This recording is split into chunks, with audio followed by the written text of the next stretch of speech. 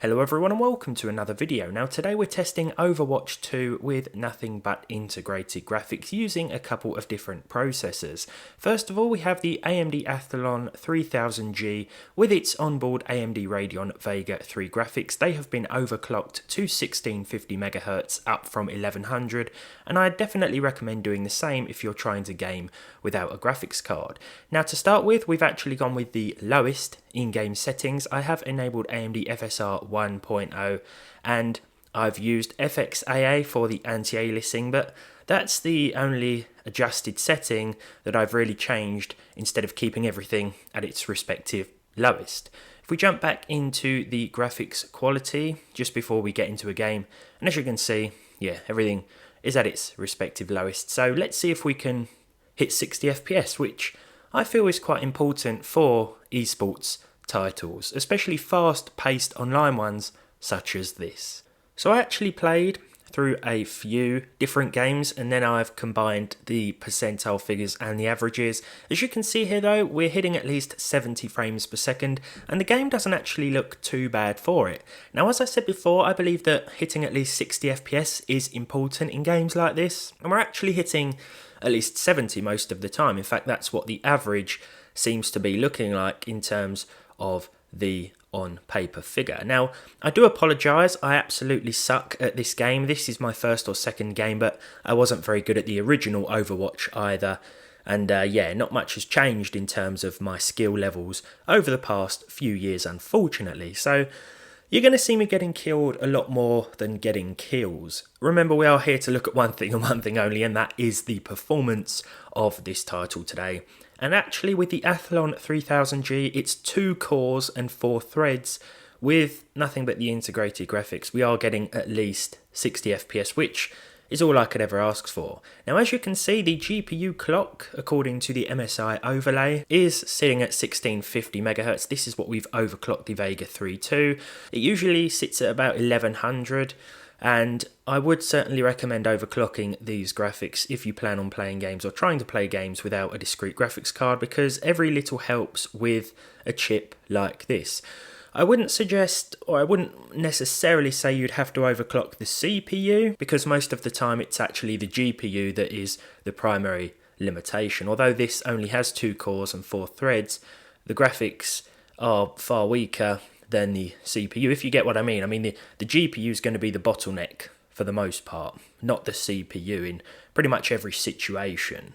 Now what you might notice from the on-screen figures is that the percentile lows aren't brilliant. The 1.1% lows are, well, a little low, and that's to be expected, I think, because of the dual-core nature of this chip. That said, the on-screen figures don't necessarily correlate to a bad experience. In fact, I didn't really feel any significant dips or drops. The biggest drop I actually noticed, which was down to around the mid-50s, was when I was being revived. And yeah, that was pretty much it. Yeah, I'm pretty happy with how this thing is handling the game. The temperature is hitting about 50 degrees, so I mean the Athlon doesn't run hot at all.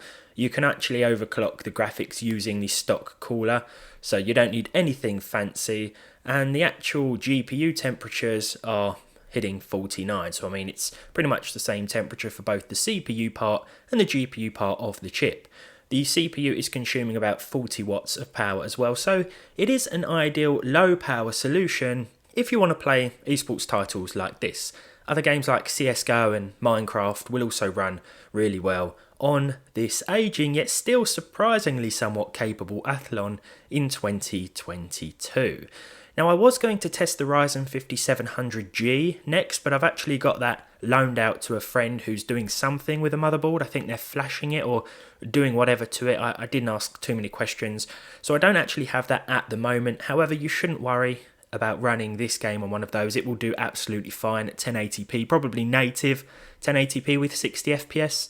What I thought I'd do now then would be to move on to the Core i3-12300, which has integrated UHD 730 graphics. There's actually been a recent driver update for this too. Now the base resolution has been set to 1920 by 1080, but I've actually dropped the custom in-game render scale to 60%.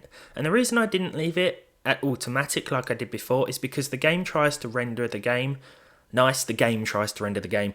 The engine tries to render the game at a higher resolution than it was before with the Athlon, and that in turn meant a lower than 60 FPS average. We saw drops into the mid-high 40s, which is fine if you're okay with plus 30 FPS, but as I said, targeting 60 is your better bet here to stay or try and stay competitive. It doesn't really help in my case because I'm just not very good at the game anyway, but what it means for our frame rate dropping to 60% is that we do see a plus 60 FPS average, and the 1.1% lows are actually better than they were with the Athlon.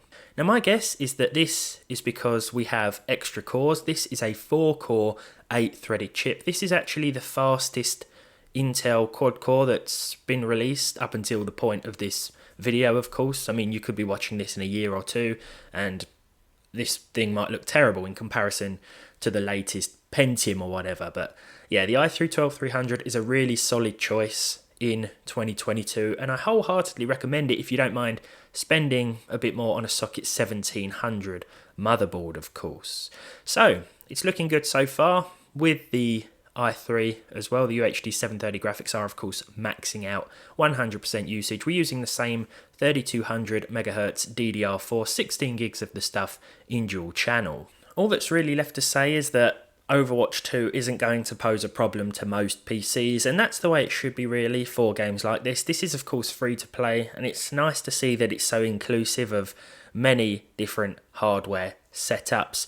I think if you've got an old quad-core i5, for example, and let's say a GTX 750 Ti, a budget build that you assembled back in the day, that's also not going to have any issues. Basically, if you've got a GPU that can give these integrated graphics a run for their money, which is pretty much a lot of discrete cards on the market right now, you're going to have a decent enough time in Overwatch 2. And that really is nice to see, because this is one of those titles that, even though I'm not very good at it, I can lose hours to it just playing, and I'm sure you guys can too.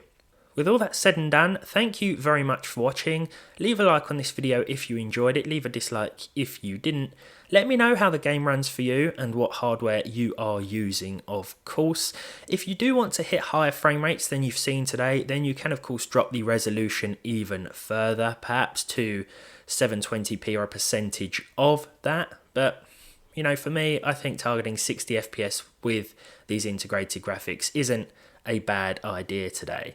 With all that said then, thank you, and hopefully I'll see all of you in the next one, when I'm not sure what we'll be doing yet, but maybe we'll test a few more older cards with this game if that's something you want to see. But let me know down below in the comments what you think, of course, and hopefully we'll figure out something. Overwatch 2, I think I'm going to play a little bit more of today because it certainly is a fun one. Thank you, and I'll see you soon.